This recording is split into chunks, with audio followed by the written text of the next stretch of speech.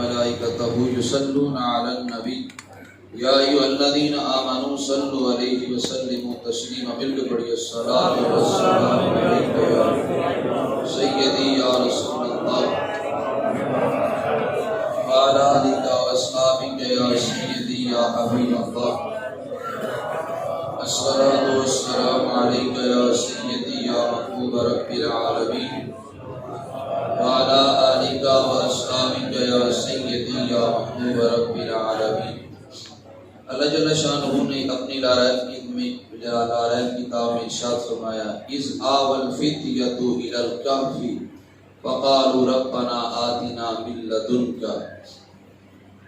ارشاد فرمایا جب ان جوانوں نے غار میں پناہ لی تو انہوں نے دعا کی اے ہمارے رب من لدنک رحمہ ہمیں اپنے پاس سے رحمت عطا فرما وَهَيِّئْ لَنَا مِنْ أَمْرِنَا رَشَدًا اور ہمارے مشن میں تو ہمیں کامیابی عطا فرما. فَضَرَبْنَا عَلَىٰ آذَانِهِمْ فِي الْكَهْفِ سِنِينَ عَدَدًا پھر ہم نے اس غار میں ان کے کانوں پر گنتی کے کئی سالوں تک نیند مسلط کر دی. ثُمَّ بَعَثْنَاهُمْ لِنَعْلَمَ أَيُّ الْحِزْبَيْنِ أَحْصَىٰ لِمَا لَبِثُوا أَمَدًا پھر ہم نے ان کو اٹھایا تاکہ ہم یہ ظاہر کریں کہ ان کے غار میں ٹھہرنے کی مدت دو جماعتوں میں سے کس نے زیادہ یاد رکھا ہے. بات ہماری چلتی یہاں تک پہنچی تھی کہ حضرت عیسیٰ علیہ السلام جس وقت آپ کا وہ ساتھی جو آپ کے پاس آتا جاتا تھا منافق، وہ تطیانوس جس نے یہود کے ساتھ مل کر حضرت عیسیٰ علیہ السلام کا سودا کیا، جب وہ یہود کو لے کر پہنچا تو اللہ تعالیٰ نے حضرت عیسیٰ علیہ السلام کو اپنے پاس زندہ اٹھا لیا اور عیسیٰ علیہ السلام کی جو صورت تھی وہ اس تطیانوس پہ ڈال دی. جب تطیانوس پہ صورت ڈالی یہود اندر آئے تو انہوں نے اپنے ساتھی کو ہی عیسیٰ علیہ السلام سمجھ کر قتل کیا اور اس کو سولی پہ چڑھا دیا. حالانکہ عیسیٰ علیہ السلام تو آسمانوں پہ اللہ کے ہاں زندہ تھے.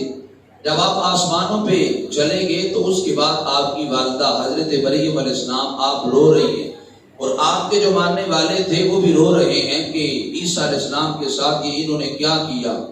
اللہ تعالیٰ نے ارشاد فرمایا پیارے عیسیٰ تیری والدہ بھی رو رہی ہے اور ادھر تیرے اصحاب بھی رو رہے ہیں، لہٰذا تو زمین پر فلاں پہاڑ پہ اتر جا. اترنے کے بعد تو اپنی والدہ کو بھی تسلی دے یا اور اپنے ماننے والوں کو بھی تسلی دے یا. جس وقت حضرت عیسیٰ علیہ السلام پہاڑ پر زمین پہ اترے تو آپ کی والدہ حضرت مریم علیہ السلام آئی تو آ کر کہا بیٹا تجھے کس نے شہید کر دیا، تجھے کس بے ایمان نے سولی پہ چڑھا دیا، بتا تو صحیح مجھے. جناب عیسیٰ علیہ السلام نے عرض کیا اماں جی مجھے کسی نے سولی پہ نہیں چڑھایا، میں کل بھی زندہ تھا، میں آج بھی زندہ ہوں. ایک تو ہے جسمانی لحاظ سے زندگی اور ایک ہوتی ہے روحانی لحاظ سے زندگی. ہر نبی ظاہری طور پہ جب دنیا سے چلا جاتا ہے وہ بھی زندہ ہوتا ہے، جو کہ ابن ماجہ کی حدیث ہے. میرے محبوب علیہ السلام نے ارشاد فرمایا ان اللہ حرم علی الارض ان تاکل اجساد الانبیاء فنبی اللہ حی حتی یرزق. حضور فرماتے ہیں اللہ نے زمین پر حرام کر دیا کہ وہ نبیوں کے جسموں کو کھائے. اللہ کے نبی زندہ ہیں اور اللہ انہیں قبروں میں رزق بھی عطا فرماتا ہے. اور حضرت عیسیٰ علیہ السلام تو باقاعدہ زندہ تھے اور آپ کی جو زندگی باقی تھی وہ آپ نے قرب قیامت دنیا میں آ کے پوری کرنی تھی. تو کہا اماں جی میں بھی دنیا سے نہیں گیا، اللہ کے حکم کے مطابق آسمانوں پہ زندہ ہوں.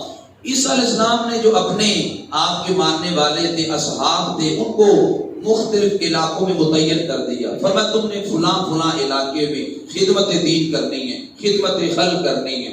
پھر حضرت عیسیٰ علیہ السلام نے اپنی والدہ کے ہاتھ کا بوسہ لیا، اجازت لی. کہا اماں جی مجھے اجازت دے میں جا رہا ہوں رب کے پاس. تو آپ کی والدہ نے کہا بیٹے اب تیری میری ملاقات کب ہوگی؟ تو آپ نے کہا اماں جی اب ملاقات قیامت کے دن ہی ہوگی. حضرت شیخ عبد القادر جیلانی رضی اللہ تعالی عنہ آپ نے جب اپنی والدہ سے اجازت مانگی نا اماں جی دے اجازت، میرا دل کرتا ہے کہ جا کے رسول اللہ کا دین پڑھو. اماں جی اجازت دیں. آپ کی والدہ رو پڑی، کہنے لگی بیٹے ضرور نبی پاک کا دین پڑھ. آج ہمارے پاس وقت نہیں ہے کہ ہم بھی دین کو کچھ دیں، ہم بھی دین سیکھنے کے لیے وقت نکالیں، ہمارے پاس وقت نہیں۔ وہ میاں صاحب نے کہا تھا دین نبی دا وانگ یتیما روے تے کر لاوے، میں کتھوں لے آواں عمر بہادر جڑا مینوں سینے لاوے۔ ہمیں دین کے لیے وقت نکالنا چاہیے۔ شیخ عبد القادر جیلانی فرماتے ہیں میری والدہ نے مجھے تیار کیا بغداد میں جانے کے لیے کہ جا بیٹا جا کے نبی پاک کا دین پڑھ۔ فرماتے ہیں جب میں باہر نکلنے لگا تو میری ماں کی آنکھوں میں آنسو تھے۔ میری ماں کہنے لگی بیٹے جا کے نبی پاک کا دین پڑھ، پیچھے دھیان نہ رکھنا، تیری میری ملاقات دنیا پہ نہیں بلکہ حوض کو قیامت کے زندگی ہوگی۔ شیخ عبد القادر جیلانی فرماتے پھر ساری زندگی میں نے دین کے حصول اور پھر دین کو سکھانے کے اندر صرف کر دیا۔ اور عیسیٰ علیہ السلام فرماتے ہیں میں نے کہا اماں جی اب قیامت کے دن ملاقات ہوگی، عیسیٰ علیہ السلام آسمانوں پہ چلے گئے۔ اللہ نے اس کا ذکر قرآن میں کیا۔ اللہ فرماتا ہے وما قتلوہ وما صلبوہ ولکن شبہ لہم، کہ نہ تو حضرت عیسیٰ علیہ السلام قتل ہوئے نہ حضرت عیسیٰ علیہ السلام کو سولی پہ چڑھایا گیا، بلکہ عیسیٰ علیہ السلام کا معاملہ لوگوں میں مشتبہ کر دیا گیا۔ لوگ یہ سمجھ رہے تھے کہ شاید ان کو سولی پہ چڑھا دیا گیا، جبکہ ان کا معاملہ مشتبہ کر دیا گیا اور ان کو آسمانوں پہ اٹھا دیا گیا۔ 2 سال قبل میرے پاس ایک عیسائی آیا، وہ کہنے لگا جی آپ اگر عیسیٰ علیہ السلام کے بارے میں جو قرآنی نقطہ نظر ہے اگر وہ بیان کر دیں اور اگر آپ اس میں مطمئن کر لیں تو میں مذہب عیسائیت چھوڑ کر مذہب اسلام میں آ جاؤں گا۔ 2 سال قبل رمضان کا مہینہ تھا، حالت روزہ کے اندر الحمدللہ بندہ ناچیز نے عیسیٰ علیہ السلام کے بارے میں جو قرآنی نظریہ ہے وہ ہم نے آیات کی صورت میں اس کے سامنے رکھا۔ بالآخر اس نے یہ تسلیم کیا کہ یقیناً جو نظریہ قرآن نے ہمارے نبی عیسیٰ علیہ السلام کے بارے میں بیان کیا ہے وہ حرف بحرف بالکل حقیقت میں مبنی ہے۔ بالآخر وہ بندہ قرآن کے بارے میں قرآن نے جو نظریہ عیسیٰ علیہ السلام کے بارے میں دیا اس کو سن کر مذہب عیسائیت کو چھوڑ کر وہ مذہب اسلام میں آ گیا۔ تو عیسیٰ علیہ السلام کے بارے میں قرآن نے بڑا اعلیٰ نظریہ بیان کیا، فرمایا نہ تو وہ سولی پہ چڑھے نہ شہید ہوئے بلکہ ان کا معاملہ مشتبہ ہو گیا۔ اب حضرت عیسیٰ علیہ السلام نے جو اپنے ماننے والوں کی مختلف جگہ پہ ڈیوٹیاں لگا دی کہ تم نے خدمت دین کرنی ہے، تم نے لوگوں کو دین عیسائیت کی طرف بلانا ہے۔ آپ کے جو ماننے والے تھے وہ مختلف علاقوں میں آپ کے دین کا کام کرتے رہے۔ زمانے نے کروٹ لی، وقت بدلا۔ وقت جب بدلا تو ایک ظالم بادشاہ آیا جس کا نام تھا دقیانوس۔ جب وہ دقیانوس نامی ظالم بادشاہ آیا تو وہ بت پرست تھا، وہ بتوں کی عبادت کرتا تھا۔ اس نے روم، فلسطین اور شام کے 200 ضلعوں پہ قبضہ کر لیا۔ وہ کرتا یوں تھا کہ مختلف ہر روز مختلف ضلعوں کے دورے کرتا، جس بھی ضلع کے اندر جاتا تو پوچھتا کہ یہاں کتنے عیسائی ہیں، جتنے عیسائی ہوتے ان کو اپنے پاس بلاتا اور انہیں 2 باتیں کرتا۔ انہیں کہتا کہ تم اپنے مذہب عیسائیت کو چھوڑ کر بت پرستی شروع کر دو، تمہاری جان بخش دوں گا۔ اگر تم نے بت پرستی شروع نہ کی، اپنے دین مذہب عیسائیت پہ رہے، میں تمہیں قتل کر دوں گا۔ اب ہوتا یوں کہ جو کمزور اعتقاد والے لوگ تھے وہ تو اس کی بات میں آ جاتے، بت پرستی شروع کر دیتے، لیکن جو کبھی عقیدے والے لوگ تھے، جو راسخ العقائد تھے، وہ ڈٹ جاتے، وہ کہتے نہ ہم تیرے مذہب کے اندر قتل نہیں آئیں گے۔ بالآخر وہ ہر روز مختلف ضلعوں کا وزٹ کرتا۔ ایک دن اس نے ترتوس نامی وادی کا وزٹ کیا۔ ترتوس نامی بہت بڑی آبادی تھی، اس آبادی کے اندر بہت بڑے اس نے بت رکھے ہوئے تھے، لوگ آ کر ان بتوں کی عبادت کرتے تھے۔ جب دقیانوس نامی ظالم بادشاہ جو بت پرست تھا اس نے اس ترتوس نامی وادی کے اندر پہنچا، اس کے اندر آ کر اس نے لوگوں سے پوچھا یہاں کتنے کو عیسائی ہیں؟ لوگوں نے بتایا کہ یہاں اگر آدھی آبادی بت پرستوں کی ہے تو آدھی آبادی عیسائیوں کی ہے، بڑی کثرت کے ساتھ اس علاقے میں عیسائی پائے جاتے ہیں۔ دقیانوس نامی بادشاہ کہنے لگا جتنے عیسائی ہیں میرے سامنے پیش کرو۔ اس کے سامنے عیسائی پیش کیے گئے۔ اب اس نے 2 ہی باتیں کی۔ وہ دقیانوس نامی ظالم بادشاہ وہ کہنے لگا اب میں تمہیں کہتا ہوں کہ تم بت پرستی کرو۔ اب جو کمزور ایمان والے تھے وہ بت پرستی کرنے لگ پڑے، اور کچھ کو کہا بت پرستی کرو لیکن وہ ڈٹ گئے، وہ کہنے لگے ہم نہیں کریں گے۔ دقیانوس نامی ظالم بادشاہ کہنے لگا تمہیں قتل کر دوں گا۔ کہنے لگی جان کی پرواہ ہی کوئی نہیں، پرواہ ایمان کی ہے، ہم نے ایمان پہ پہرا دینا ہے، ایمان کو بچانا ہے، وہ ڈٹ کے ایمان پہ ڈٹنا ہی کمال ہے۔ بس وہ ایمان پہ حضرت عثمان غنی رضی اللہ تعالیٰ عنہ عرب کے شہزادے تھے اور بہت بڑے سوداگر تھے۔ صدیق اکبر فرماتے ہیں میں ایک دن جا رہا تھا مکہ کی گلی میں تو سامنے سے حضرت عثمان غنی آ رہے ہیں، فرماتے ہیں 18 سال عمر ہے اور اتنا سونا حضرت عثمان غنی، اتنے خوبصورت کہ عورتیں اپنے گھروں میں کھڑے ہو کر حضرت عثمان غنی کے حسن کو دیکھتی۔ صدیق اکبر فرماتے جب عثمان غنی کو میں نے آتے دیکھا تو میرے دل میں خیال آیا اتنا اعلیٰ حسن ہو جنت میں نہ جائے ابو بکر، یہ تو تیرا بھی عشق گوارا نہیں کرتا۔ فرماتے جب عثمان غنی قریب آئے تو میں نے صدیق اکبر فرماتے عثمان غنی سے کہا عثمان تو بڑا سونا ہے، تو بڑا حسن والا ہے، دنیا کھڑے ہو کر تیرے حسن کو تکتی ہے، عثمان کیا آج میں تجھے اس نبی کی بارگاہ میں نہ لے چلوں جہاں سے حسن کی خیرات ملتی ہے؟ یہ دیکھنے والے کہا کرتے ہیں اللہ اللہ، خدا یاد آتا ہے دیکھ کے صورت تیری۔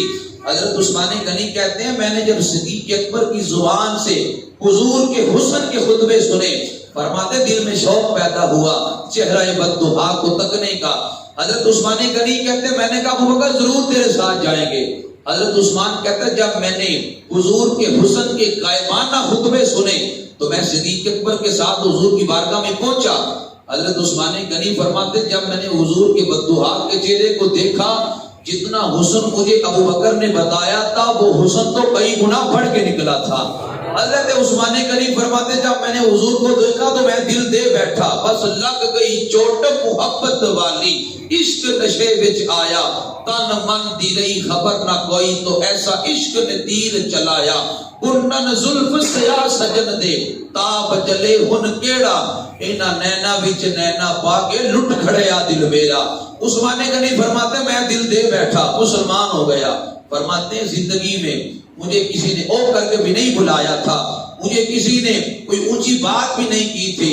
فرماتے گھر میں گیا تو میرا چاچا حکم بن آس، فرماتے اسے جب پتہ چلا نا کہ میں نے کلمہ پڑھ لیا ہے، فرماتے جس نے مجھے کبھی اونچی بولا تک نہ تھا، آج میرے چاچا نے مجھے رسیوں سے باندھ دیا۔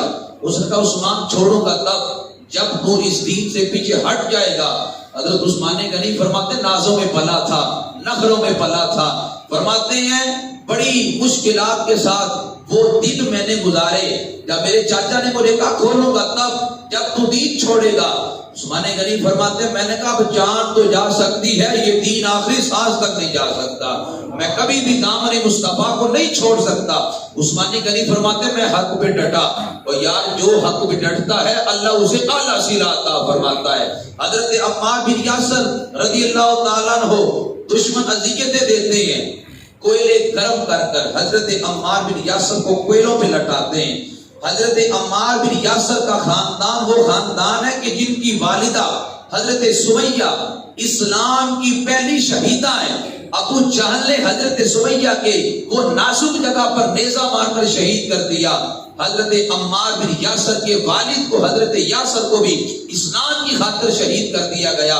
حضرت عمار بن یاسر کو کوئلوں پہ لٹایا جاتا، آج بھی آگ کی چربی پگھل کر کوئلوں کو ٹھنڈا کر دیتی، لیکن آپ فرماتے تو نے تکلیفیں جتنی دینی دے لو، میں نے اسلام کو نہیں چھوڑنا۔ وہ اسلام پہ ڈٹ گئے۔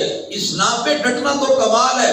جس وقت انہوں نے اتنی تکلیفیں دی تو ایک دن حضور علیہ السلام گزر رہے تھے، حضرت عمار بن یاسر کو دشمنوں نے کوئلوں میں لٹایا تھا۔ حضرت عمار بن یاسر بے ہوش تھے، اچانک آنکھ کھولی، سامنے حضور علیہ السلام کا چہرہ تھا۔ حضرت عمار بن یاسر نے بس کتنے لفظ بولے یا رسول اللہ کرم فرمائے، بس کتنے لفظ عمار بن یاسر نے کہے تو میرے حضور کے نرم و نازک دل پہ جا کے لگے۔ جب حضور کے دل پہ لگے تو میرے نبی پاک نے آسمان کی جانب دیکھ کر کہا مولا جس طرح آگ ابراہیم علیہ السلام پہ ٹھنڈی ہو گئی تھی، اے اللہ اسی طرح میرے عمار پہ بھی ٹھنڈی فرما دے۔ حضرت عمار بن یاسر فرماتے بس حضور نے میرے حق میں دعا کی، وہ آگ وہ کوئلے جو جل رہے تھے حضور کی زبان سے جملے نکلے، اللہ نے اس آگ کو ٹھنڈا کر دیا۔ بھائی وہ دین پہ ڈٹتے تھے، دین پہ ڈٹنا تو کمال ہے۔ اگر آپ شادی کے موسم کے اندر آپ کہتا بھائی میں نے ڈھول ڈمکا نہیں بجانے دینا، چار آپ کی مخالفت میں کھڑے ہو جاتے ہیں، آپ دین پہ ڈٹ جائیں، آپ کہیں میں شریعت کے مسئلے پہ ڈٹ رہا ہوں، یہاں ڈٹنا کمال ہے۔ آپ کہیں میں نے جوان بچیوں کو برات والے دن پھول دے کر کھڑا ہونے نہیں دینا، وہاں بچے بھی تو کھڑے ہو سکتے ہیں، یہ بے حیائی شادی پہ میں نہیں کرنے دوں گا۔ آپ ڈٹ جائیں، جب آپ ڈٹیں گے تو آپ کے ساتھ رب کی مدد ہوگی۔ اب وہاں پر جس وقت وہ دقیانوس نامی ظالم بادشاہ پہنچا، کچھ عیسائی اس کی بات مان گئے بت پرستی اختیار کر کے، لیکن کچھ ڈٹ گئے، اس کو اس نے قتل کر کر گلیوں میں پھینک دیا، اس لیے کہ دیگر عیسائی ان لاشوں کو دے کر عبرت حاصل کرے اور میرے سامنے کھڑے نہ ہو۔ لیکن اسی ترتوس نامی وادی کے اندر ایک شاہی خاندان کے 8 یا 7 افراد رہتے تھے، انہیں اصحاب کہف کہتے تھے۔ اب بادشاہ نے ان شاہی خاندان کے 7 یا 8 روایات میں اختلاف ہے، ان 7 یا 8 افراد کو بلایا۔ وہ اصحاب کہف، وہ بڑے خوبصورت، اتنے خوبصورت ان کے چہروں سے نور نکلتا تھا، اور جب بندہ عبادت کرتا ہے تو اس کے چہرے پہ رونق ہوتی ہے۔ میں ضمن بات کرتا ہوں، اکثر لوگ چٹائی پر جب ماتھا زیادہ زور سے ٹیک کے سجدہ کرتے ہیں نا، یہاں ماتھے پہ انہیں کالا نشان پڑ جاتا ہے، بعض بات تو بہت بہت بڑا پڑ جاتا ہے۔ ہم نے ایسے لوگوں کو بھی دیکھا ہے جنہیں 70 سال ہو چکے ہیں نماز پڑھتے، ایک نماز بھی قضا نہیں، ہم نے ان کے ماتھوں پہ نشان نہیں دیکھا۔ بعض لوگوں کو ہم نے دیکھا ہے جمعہ 8 دن نہیں گزرتے ماتھے پہ بڑا نشان، جب پوچھا جاتا ہے حضرت سے یہ کیا ہے تو کہتے ہیں یہ نور ہے، تو میں نے کہا نور کالا ہوتا ہے، نور تو سفید ہوتا ہے، وہ تو خوبصورت ہوتا ہے، یہ کالا کیسے نور بن گیا؟ اب قرآن ہے، سورہ الفتح ہے، توجہ کرنا قرآن کے الفاظ پہ۔ اللہ فرماتا ہے سیماہم فی وجوہہم من اثر السجود، اللہ فرماتا ہے کہ سجدوں کے اثر سے ان کے چہروں پہ روشنی ہوتی ہے۔ یہ نہیں کہا کہ سجدے کر کر کے ماتھے پہ روشنی آ جاتی ہے اور ماتھے پہ نشان پڑ جاتا ہے، فرمایا سجدے کر کر کے ان کے چہروں پہ رونق ہوتی ہے، جب دیکھتے ہیں اس کا رنگ کالا بھی کیوں نہ ہو چہرے پہ روشنی نظر آتی ہے۔ وجہ یہ ہے کہ یہ سجدوں کا اثر ہے، اس وجہ سے یہ ماتھے پہ بڑا نشان ڈال لینا یہ کوئی نور نہیں، نہ اس کی کوئی شرعی حیثیت ہے، بلکہ میں نے ایک حدیث میں پڑھا یہ خوارج کی نشانیوں میں سے نشانی ہے۔ اب جس وقت وہ شاہی خاندان کے اصحاب کہف کے 8 افراد جب آئے، دقیانوس نامی ظالم بادشاہ نے کہا بت پرستی اختیار کرو، وہ کہنے لگے بادشاہ کیسی باتیں کرتا ہے، بھلا بت کی بھی عبادت کی جاتی ہے؟ بادشاہ کہنے لگا تم کس کی عبادت کرتے ہو؟ وہ 8 اصحاب کہف کے افراد وہ بول کے کہنے لگے ہم اس کی عبادت کرتے ہیں جس نے زمینوں کو بھی پیدا کیا، آسمانوں کو بھی پیدا کیا، ہم اس رب کی عبادت کرتے ہیں۔ بادشاہ کہنے لگا اتارو ان کے شاہی لباس، ان کو فقیروں والا لباس پہناؤ اور ابھی ان کو جیل میں ڈالو، صبح جب کوڑے پڑیں گے نا انہیں پتا چلے گا کس کی ہم نے عبادت کرنی ہے، ابھی تو بڑی دلیری سے بات کرتے ہیں۔ بادشاہ نے جب شاہی ان کا لباس اتروایا، فقیروں کا لباس پہنایا، بادشاہ کہنے لگا تمہارے چہروں پہ رونق بڑی ہے، تمہیں مارنے کو دل بھی نہیں کرتا، تمہارے چہروں پہ نور ہی بڑا ہے، تو لہذا رات کی مہلت دیتا ہوں، صبح کو نا چھوڑوں گا نہیں تم کو، تمہیں بت پرستی میں آنا پڑے گا۔ جب بادشاہ انہیں یہ دھمکی دے کر سو گیا، اب یہ 8 افراد یہ کہنے لگے اب ہمیں یہاں سے نکلنا چاہیے، ہم وطن چھوڑ دیں، اس لیے ہم نے وطن کو نہیں بچانا، ہم نے اپنے ایمان کو بچانا ہے۔ جب یہ ہندوستان بٹ رہا تھا، پاکستان بڑھ رہا تھا، اس وقت غیروں نے ایک نعرہ لگایا، وہ نعرہ یہ تھا، انہوں نے کہا ملت از وطن از، انہوں نے کہا جو دین ہے یہ وطن سے بنتا ہے، وطن بچاؤ، وطن پاکستان نہ بننے دو، وطن بچاؤ، دین کی خیر ہے، دین آ جائے گا، وطن بچاؤ۔ علامہ اقبال بیمار تھے ان دنوں میں، بستر عدالت پہ تھے، جب آپ نے غیروں کی یہ بولی سنی تو تڑپ اٹھے، آپ فرمانے لگے ہزاروں سال بیت چکے، سینکڑوں سال تمہیں مدارس بناتے بیت چکے، ابھی تک تم نے دین کی رمت کو نہیں سمجھا کہ تم کہتے ہو کہ دین کی خیر ہے، وطن بچاؤ، پاکستان نہ بننے دو، ہندوستان بٹنے نہ پائے، کہ تم اسلام کے آگے وطن کو بچا رہے ہو، تم دین کی رمت کو نہیں سمجھتے۔ اقبال کہنے لگے صحابہ کرام نے ایمان کے لیے مکہ جیسا پیارا شہر بھی چھوڑا تھا، اس لیے کہ ہم نے ایمان کو بچانا ہے.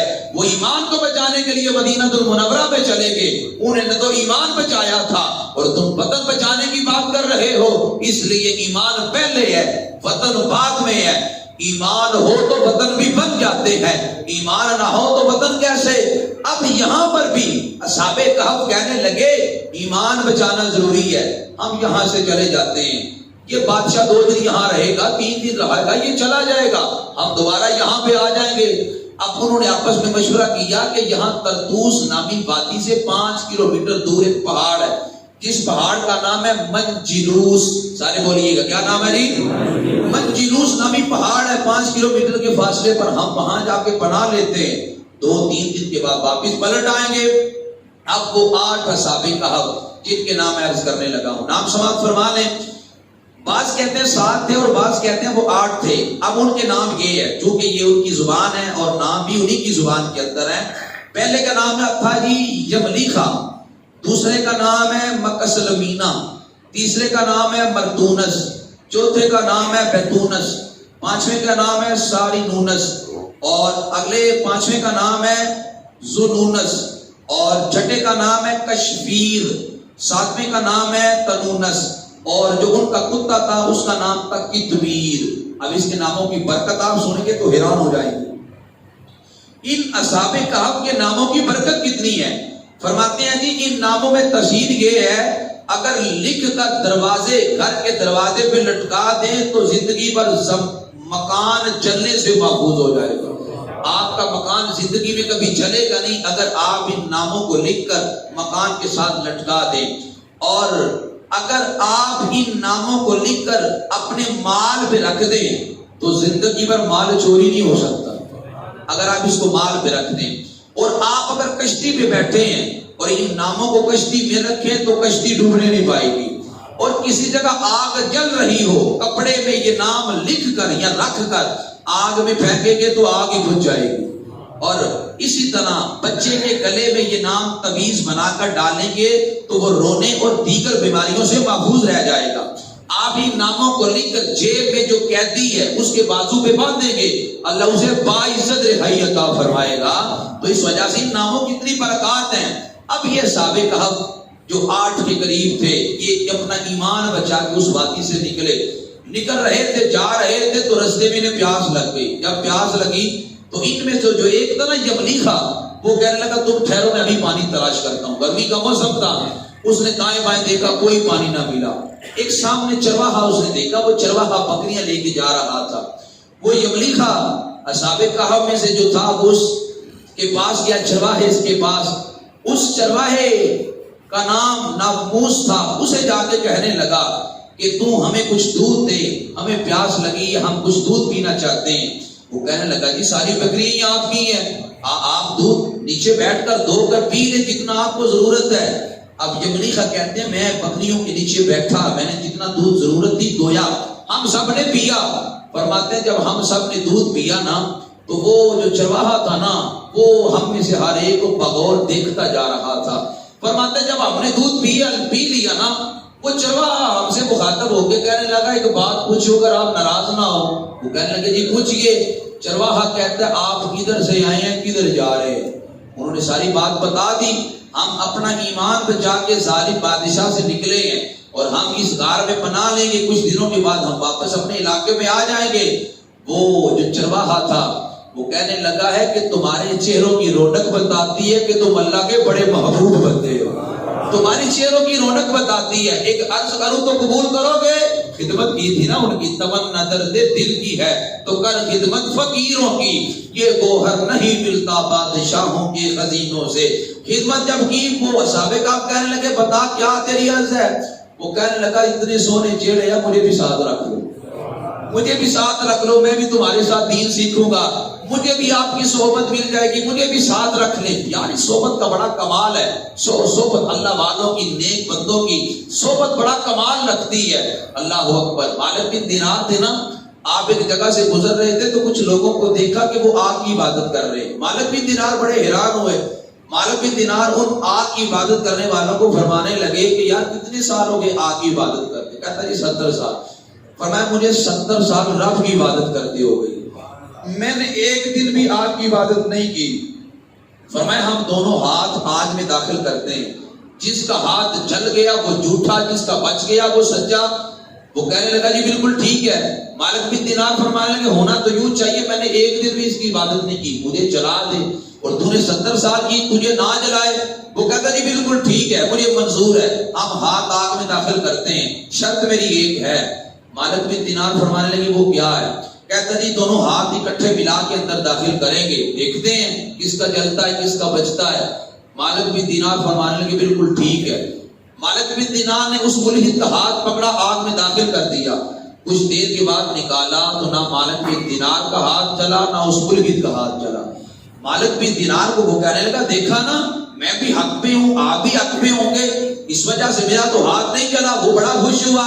مالک بن دینار تھوڑے تنگ دل ہوئے۔ آپ نے اللہ سے عرض کی مالک میں نے 70 سال تیری عبادت کی، اللہ تو نے مجھے آج ایک ملحد کے برابر ٹھہرا دیا۔